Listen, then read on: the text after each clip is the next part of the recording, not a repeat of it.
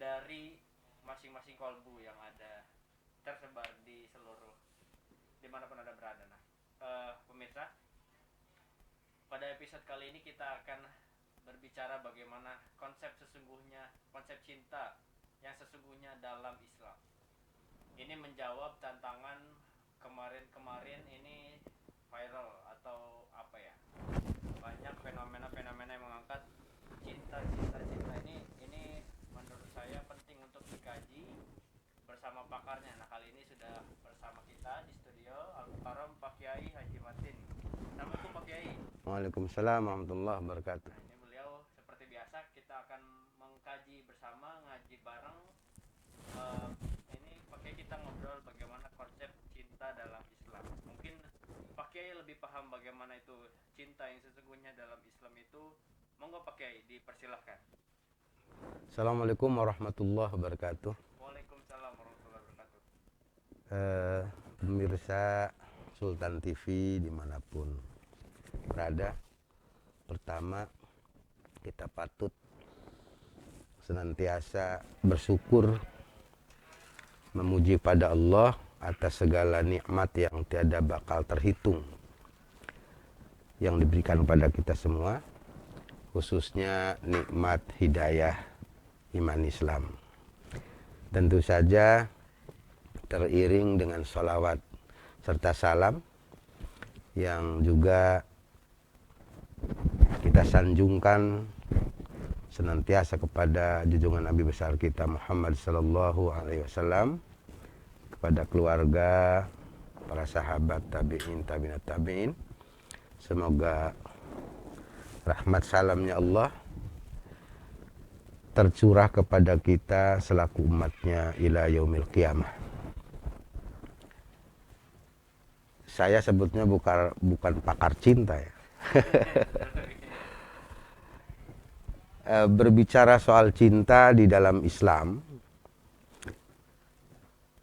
tentu sebetulnya kita setiap hari pada saat melaksanakan sholat itu ada kalimat yang kita baca, inna sholati wa nusuki wa mahyaya wa mamati lillahi rabbil alamin. Artinya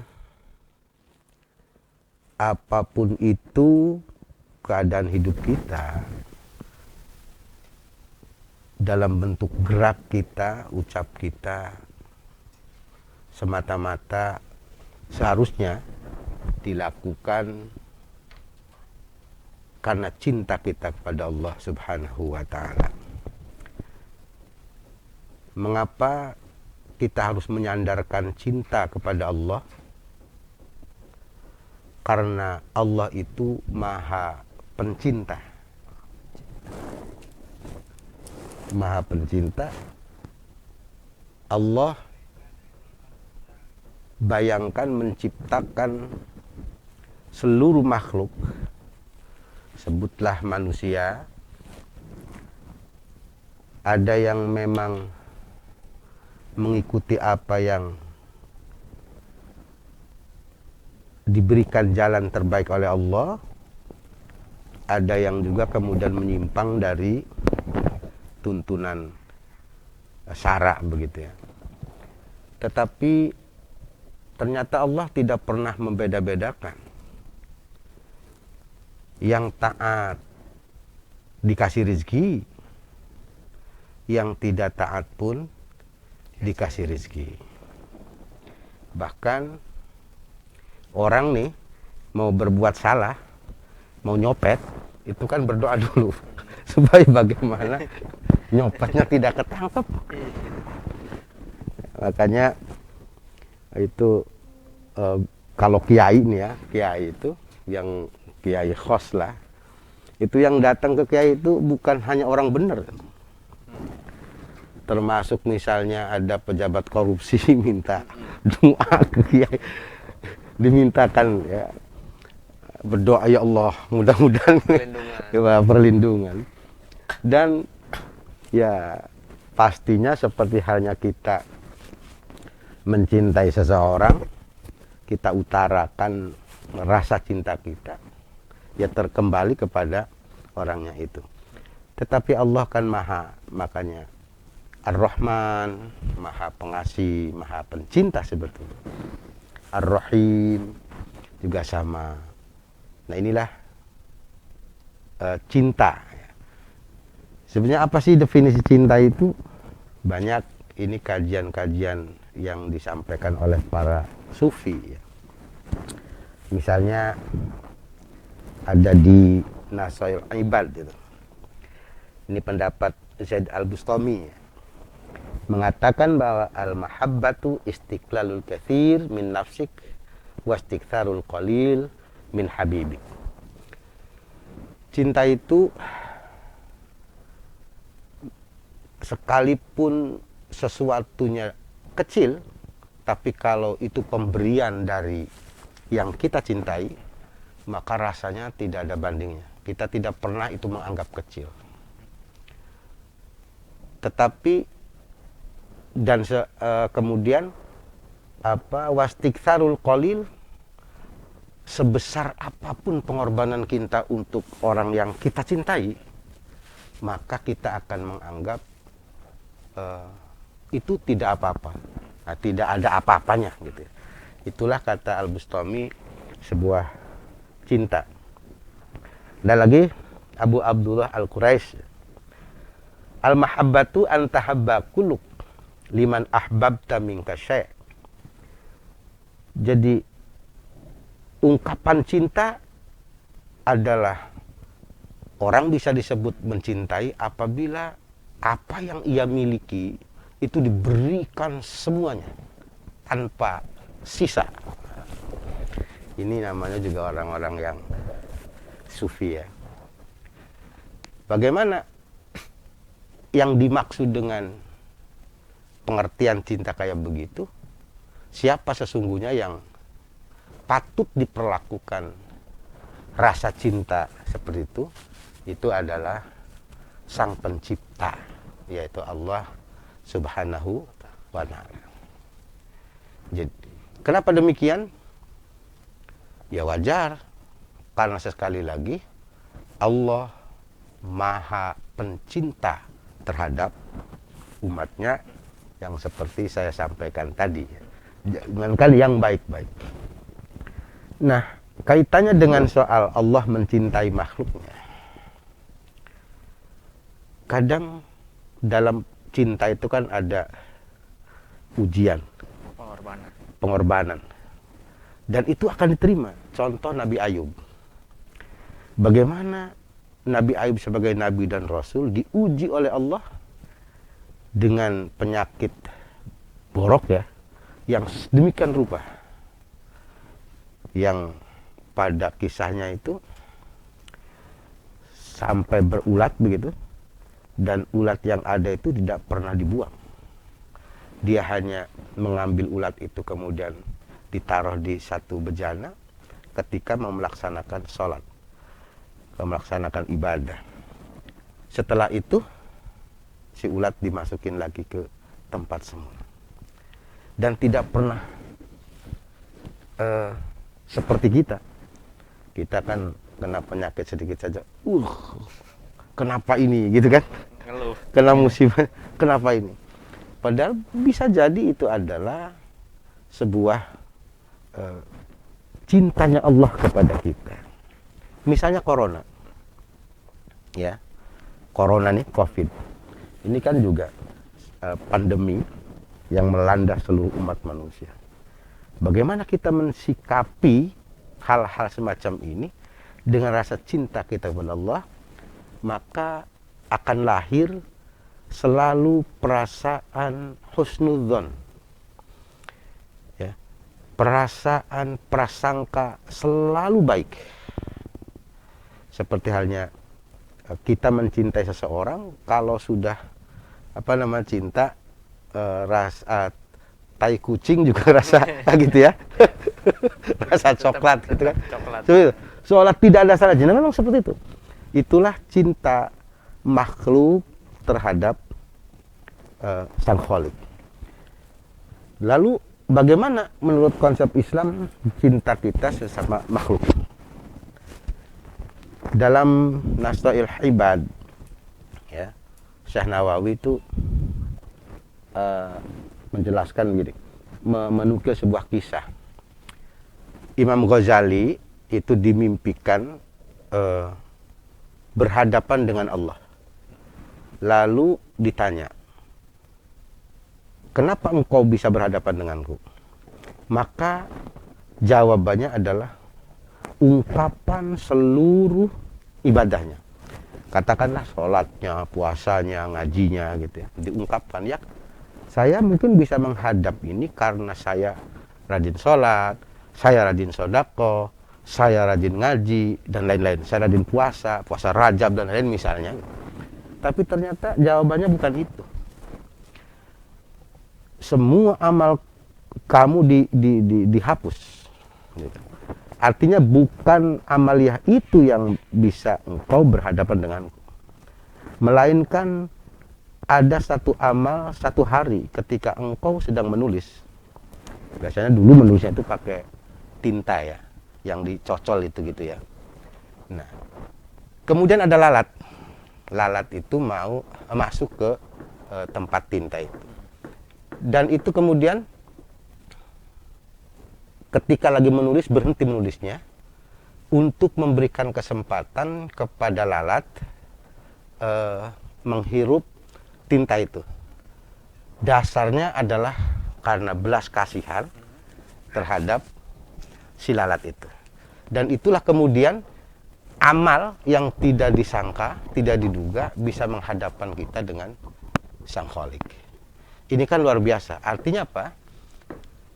Cinta seperti itu sebagai manusia terhadap sesama makhluk itu tetap itu rujukannya kepada sandarannya adalah karena Sang Khalik.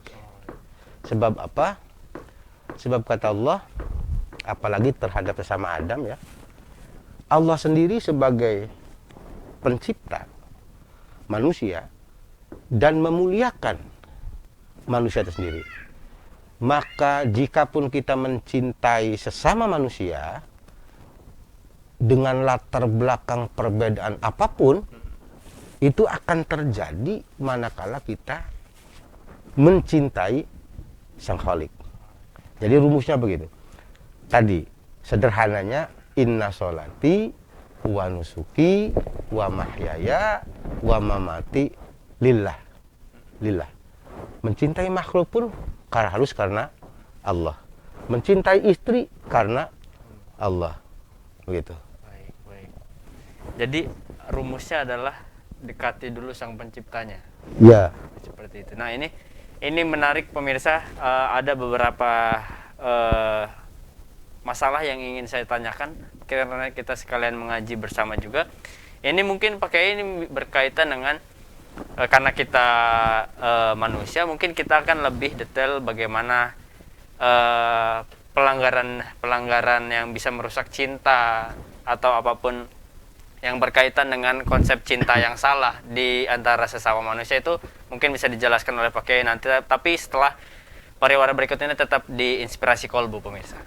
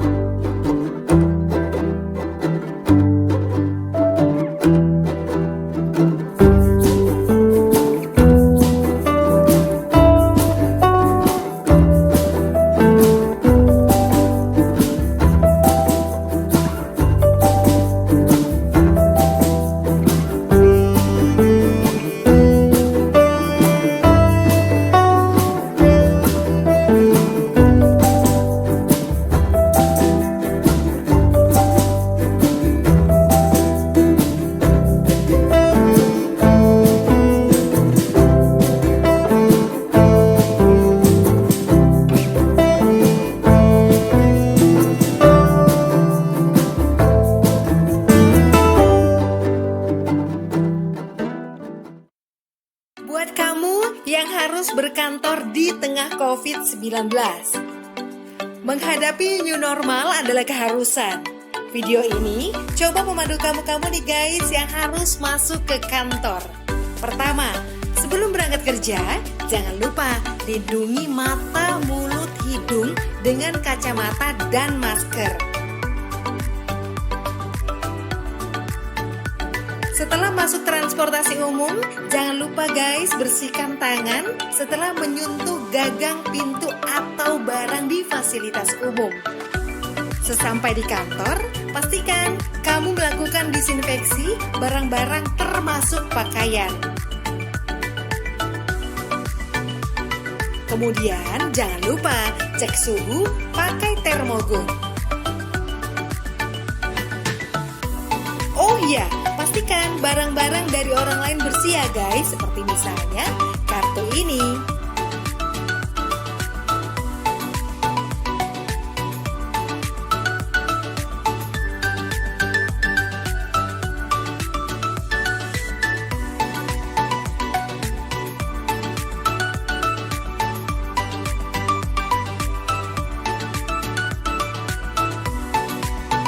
Nah, saat menekan tombol lift, tidak menggunakan jari, melainkan pakai siku.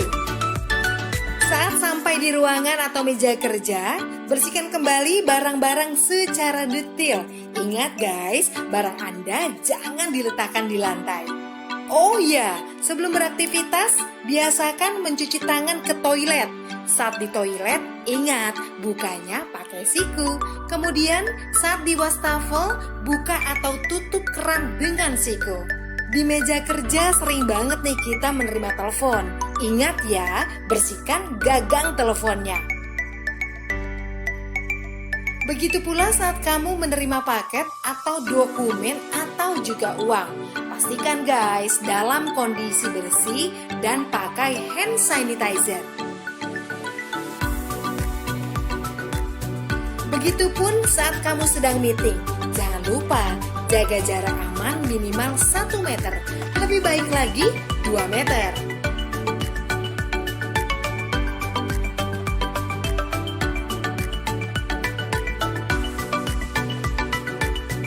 Ya, lagi zaman new normal begini, lebih baik kamu bawa makanan sendiri. Dan pastikan pantry bersih. Pastikan juga tim cleaning service membersihkan secara berkala, mulai dari barang-barang di dapur seperti microwave, handle kulkas, meja makan, botol-botol, pokoknya semua deh.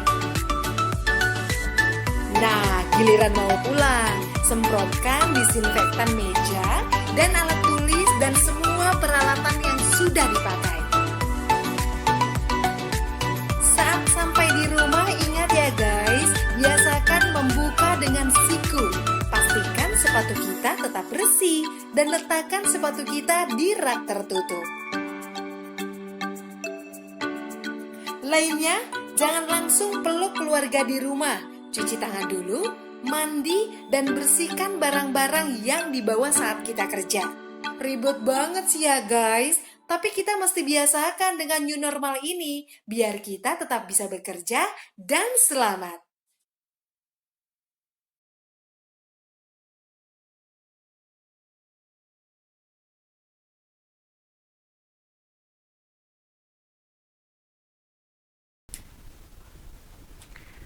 Ya, terima kasih pemirsa sahabat Kolbu yang ada dimanapun berada. Tadi kita masih mendengarkan bagaimana konsep cinta dalam Islam yang telah dijelaskan oleh Pak Kiai ini. Ada cinta dengan Sang Pencipta, lalu cinta dengan makhluk ini. Pak Kiai, yang saya ingin tanyakan adalah ini ada yang juga nih dari yang menanyakan dari Tondi Saputra di YouTube. Bagaimana Pak Kiai cara menunjukkan cinta kita kepada Rasulullah? Dalam hal ini berarti Rasulullah sebagai makhluk Allah. Bagaimana Pak Kiai? Cara yang elegan atau ada tata caranya kah atau bagaimana? Silahkan dijawab. Ya. Cinta itu tadi yang sudah disampaikan oleh beberapa ulama ya. adalah memasrahkan diri. Kecenderungan kita untuk apapun itu bagi yang kita cintai. Bagaimana cinta kita kepada Rasulullah? Cinta kita kepada Rasulullah adalah hal yang memang harus. Dan semua disandarkan karena itu adalah perintah Allah. Saya ingin mengajak mereview soal bagaimana ketika Allah memerintahkan kepada para malaikat untuk sujud kepada Adam. Usjudu li Adama fasajadu illa iblis. Sujud di situ bukan sujud ta'abbud. Bukan sujud sebagai sebuah sesembahan, melainkan sujud karena ketaatan kepada Allah. Maka ketika kita mencintai Rasulullah, itu kuncinya adalah mengikuti apa yang diperintahkannya, menjauhi apa yang dilarangnya. Rumusannya seperti itu. Sehingga tidak ada istilah berlebihan. Kalau kita mengikuti apa yang diperintahkannya, menjauhi apa yang dilarangnya, itu artinya di situ ada pesan ilmu. Pesan yang kita mencintai dengan kesesuaian menurut syariat. Jadi makanya saya dahului tadi dengan coba untuk melipir mendekat pendekatannya adalah kepada bacaan kita, karena itu yang biasa dibaca oleh semua umat muslim. Inna sholati wa nusuki lillah, itu adalah karena Allah. Sehingga kita mencintai Rasul karena Allah, mencintai istri kita karena Allah, kita mencintai untuk kecenderungan kita belajar karena Allah. Kalau semuanya sudah karena Allah, maka jalan menuju karena Allah itu satu-satunya adalah ilmu. Sebab imtithalul awamir. Jadi sesuai dengan apa yang harus kita ikuti karena ini perintah, wajtinabun nawahi. Dan menjauhi karena itu adalah sesuatu yang dilarang oleh Allah. Kan begini. Ati Allah wa ati'ur Rasul. Ketika kita taat dengan perintah itu, mengikuti Allah dan mengikuti Rasul, itu bisa dilakukan karena kita mahabbah. Dengan pendekatan mahabbah itulah maka apapun urusan duniawi itu akan kita kalahkan. Ya, itulah cinta kita kepada Allah. Ibarat orang bagaimana mengalahkan persoalan-persoalan lain demi untuk yang dicintai. Kuliah bisa bolos karena tungguin pacar. Pengorbanan. Ibaratnya kan seperti itu ya. Iya, iya. Ini pakai ada pertanyaan selanjutnya dari Hasan Rifki. Assalamualaikum Pak Kiai. Waalaikumsalam. Ini katanya, apa hukumnya Pak Kiai jika ada seorang istri pulang tanpa seizin suami dan pulangnya pun dijemput orang tuanya, berarti mertua mungkin ya, mertuanya. Mohon penjelasannya Pak Kiai. Mungkin keluar dari rumahnya tanpa seizin suami, hukumnya apa Pak Kiai? Ya, itu mungkin ini pembahasannya tentang nusuz ya. Nusuz.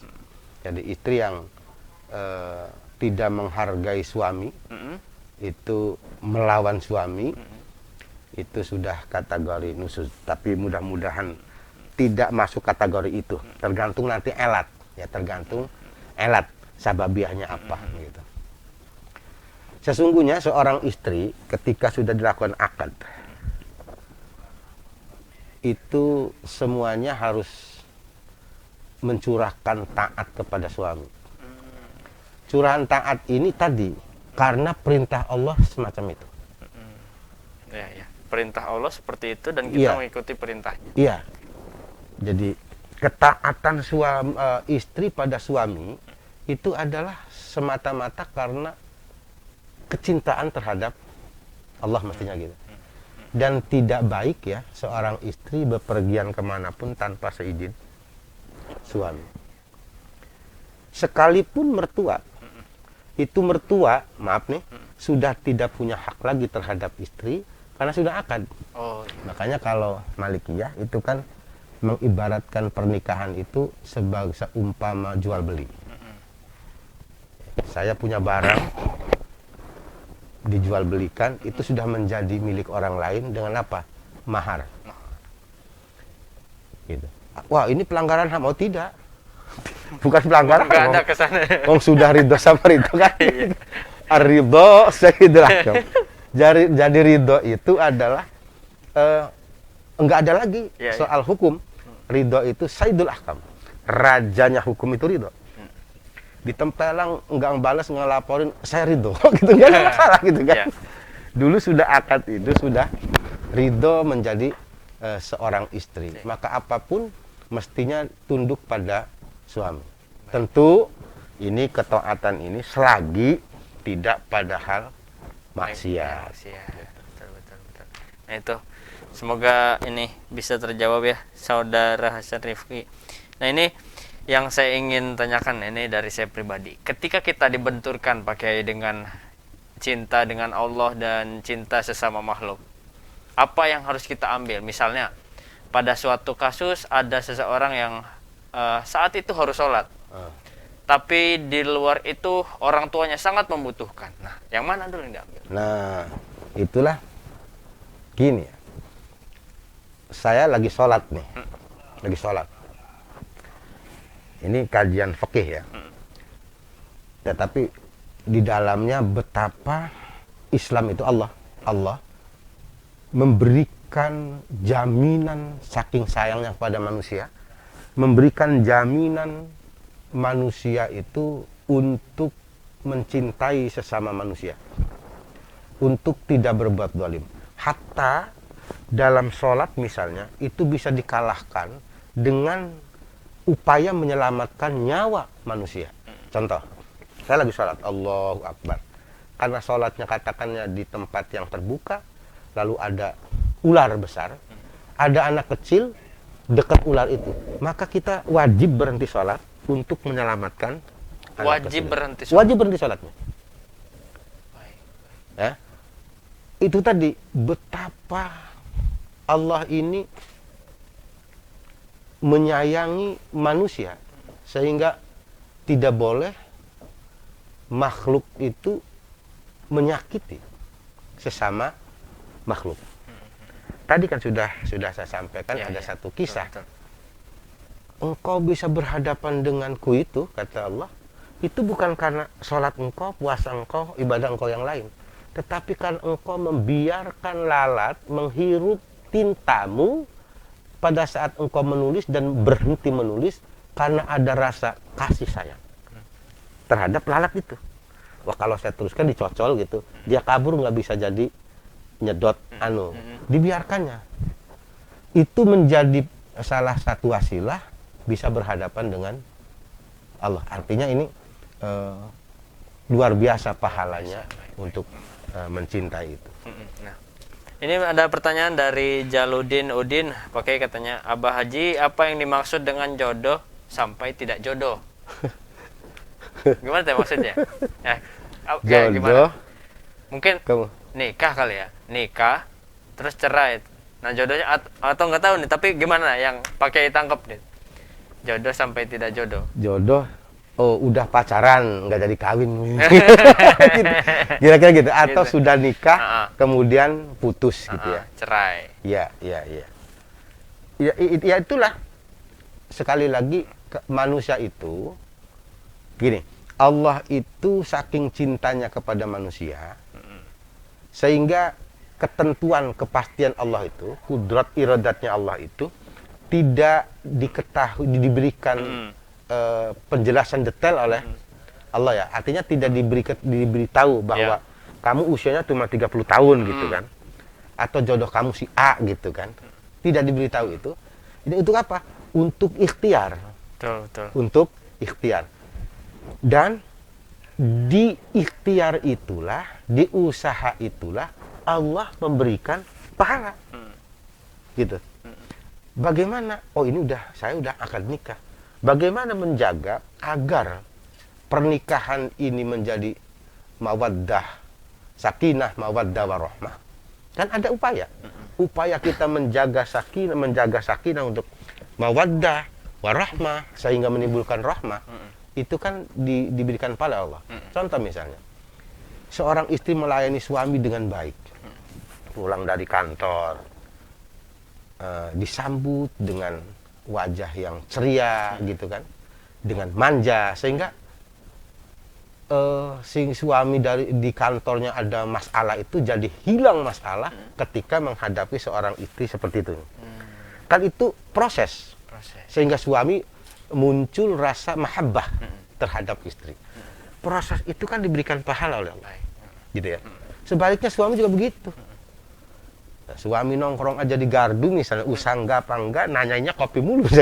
Kan pusing sama istri kan. Iya. Ini bisa jadi keributan rumah tangga kan. Kali-kali itu sebagai suami yang memang ar-rijalu qawwamuna 'alan nisa, itu bertanggung jawab dunia akhirat, bertanggung jawab zahir, memberikan makan, memberikan pakaian, memberikan emas gitu kan, perhiasan.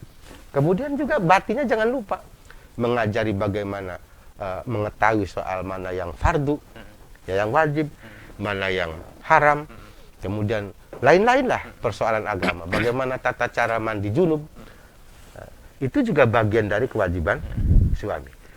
Nah, apabila antara hak dan kewajiban ini seiring dilakukan proses dan itu semua dilakukan karena taat pada Allah, itulah pahalanya. Kemudian jodoh putus, ya barangkali karena ikhtiarnya ceroboh gitu. Baik, berarti saya terbesit juga di pertanyaan saya. Cinta itu ditanamkan oleh Allah atau kita yang menciptakan cinta itu sendiri? Tapi jangan dijawab oleh Pak Kiai, jangan dulu. Karena kita akan kembali setelah pariwara berikut ini, tetap di Inspirasi Kolbu pemirsa.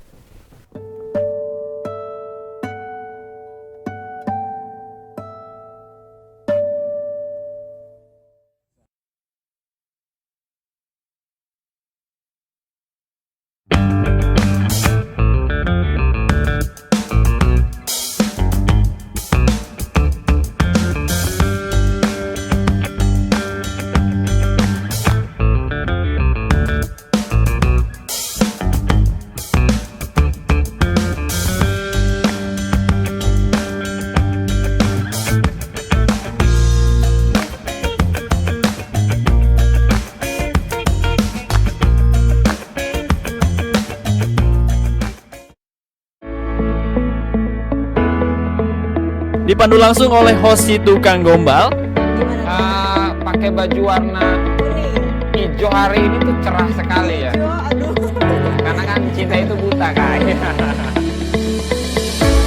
Mengupas kisah inspirasi bisnis anak muda serta memberikan tips and trik soal strategi bisnis. Inilah Ngalor Ngidul hanya di Sultan TV.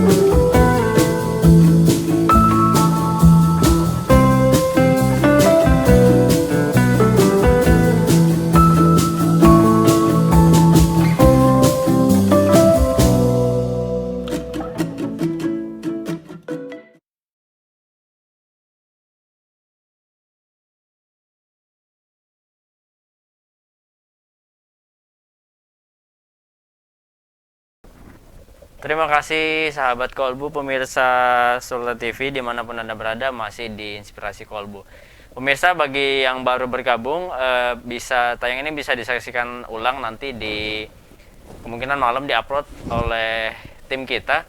Tapi di live streaming juga bisa digeser aja biar bisa menyaksikan sepenuhnya, jadi nggak setengah-setengah pengajiannya. Nah, tadi kita sudah membahas beberapa penjelasan mengenai konsep cinta dalam Islam. Nah, kalau saya ingin ini Pak Kiai, saya ingin menanyakan bagaimana cinta ini bisa ada di tubuh manusia atau di naluri manusia, sudah digariskan seperti itukah atau memang Allah memberikan tugas kepada kita untuk selalu menciptakan cinta itu gitu. Bagaimana Pak Kiai? Ya. Kita hadir ini karena cinta Allah. Kita hadir ke dunia ini, lahir ke dunia ini juga karena cinta kedua orang tua kita. Tanpa ada cinta di antara kedua orang tua kita, kayaknya Mas Agus tidak ada. Ya, betul. Nihil. Sehingga sebetulnya cinta itu sebuah naluri yang sudah tertanam setadinya. Karena sekali lagi manusia diciptakan oleh Allah atas dasar cinta. Maka kalau pertanyaan seperti itu, sesungguhnya cinta itu sudah ada dari kejadiannya manusia. Maka bagaimana kemudian kita memelihara rasa cinta itu? Dipelihara rasa cinta itu dan ingat kepada, karena cinta itu juga makhluk, ya. Kata cinta juga makhluk. Cinta itu juga makhluk yang harus kita pelihara. Makhluk yang diciptakan oleh Allah, maka kita akan ingat pencipta cinta itu. Kalau zaman kalau kata bahasa sekarangnya anugerah. Cinta sebuah anugerah kan gitu ya. Cinta itu maka anugerah. Kita tidak melihat anugerahnya, tetapi bagaimana kita ingat kepada yang memberi anugerah itu sendiri. Kalau kita ingat yang memberi anugerah cinta ini adalah Allah, maka apapun yang kita cintai, hal yang bersifat duniawi, artinya dunia itu zahir, keduniawian, maka ini tidak akan menyimpang dari cinta kita. Karena kita ingat pada Sang Khalik. Ingat pada Sang Khalik adalah ingat mana yang diperbolehkan, mana yang tidak. Nah, Pak Kiai, berarti ini juga ada sekalian pertanyaan dari Jaludinudin, masih penonton setia. Ini katanya, Abah Haji, kalau cinta itu benar nggak merupakan fitrah alami manusia? Gitu. Itu tadi udah berkaitan. Tapi berkaitan. Yang saya ingin lanjutkan, apakah cinta juga hadir di makhluk-makhluk lain? Seperti apa beda konsep cintanya dengan makhluk lain? Sama. Sebetulnya gini, manusia itu kan makhluk Allah yang diunggulkan dari makhluk-makhluk lain. Kan makhluk itu banyak. Di antara manusia juga ada jin. Dan jin itu terkhitab oleh hukumnya Allah. Wa ma khalaqtul jinna wal ins illa liya'budun. Apabila kita semua dan manusia ini menjadi raja makhluk, makanya semua sebetulnya mencintai terhadap manusia. Hanya manusia yang seperti apa yang bisa dicintai oleh makhluk itu. Ada hikayat-hikayat bagaimana misalnya Syekh Mansur menundukkan harimau, gitu ya, sehingga harimau bisa mengabdi. Itu, benar-benar. Ya, ini memang ada ketundukan dalam hal itu, dan ini bisa dilihat di kitab-kitab tafsir soal tadi Allah menyebut begini. Sebelum manusia diturunkan ke dunia, di dunia ini dihuni oleh makhluk yang bernama jin. Nah, jin itu kelakuannya ya kayak kita, ya, yang disampaikan oleh malaikat itu, kata malaikat, kenapa ya Tuhanku engkau jadikan makhluk yang sebetulnya lihat membuat kerusakan di muka bumi, emosional gitu, saling gemar, saling bunuh, menumpahkan darah. Dan dijawab oleh Allah, aku yang lebih tahu daripada kalian. Maka muncullah Adam, gitu ya, Adam yang sehingga Adam didaulat oleh Allah sebagai khalifah fil ardi, gitu. Artinya sekali lagi soal cinta ini ada, kita lihat bagaimana sayangnya seekor kucing pada anak. Lalu ketika si kucing itu dipelihara oleh manusia dari kecil, bagaimana juga mereka bisa memahami tuannya. Anjing, seluruh makhluk ternyata bisa ditaklukkan oleh manusia dengan kasih sayang. Lumba-lumba yang sudah nyata kan, lumba-lumba, anjing, herder ya, herder segala macam itu, ya kan? Binatang buas sekalipun ternyata harimau yang ditakuti itu bisa dikendalikan oleh manusia. Itu karena cinta. Baik. Berarti kekuatan cinta luar biasa. Luar biasa. Oke. Nah, kekuatan cinta luar biasa tidak mampu mendekatkan cinta menjadi luar binasa. Ini pakai kalau berbicara cinta, ini bulan Februari, anak-anak muda menganggap bahwa bulan Februari katanya bulan penuh cinta karena Valentine. Nah, konsep ini gimana menurut Pak Kiai pandangannya ini? Sebenarnya Valentine itu apa sih gitu dalam Islam, apa sama sekali tidak ada faedahnya atau bagaimana nih konsep? Nah, kalau cintanya ada faedahnya ya. Makanya tadi tuh kalau cinta itu diarahkan pada kekuatan Allah Sang Khalik, maka itu akan menjadi anugerah yang atau nikmat ya.